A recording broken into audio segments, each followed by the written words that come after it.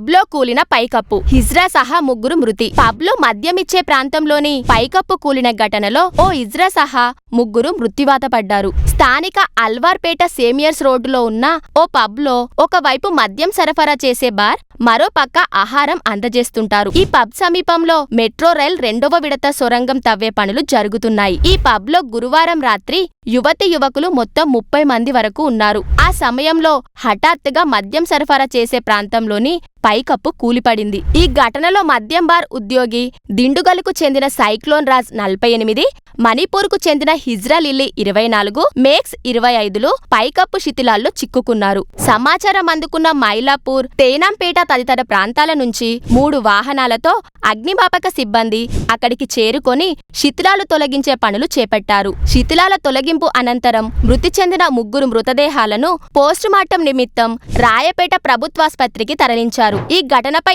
అభిరామపురం పోలీసులు కేసు నమోదు చేసి పబ్ యాజమాని, మేనేజర్ను అదుపులోకి తీసుకొని విచారిస్తున్నారు.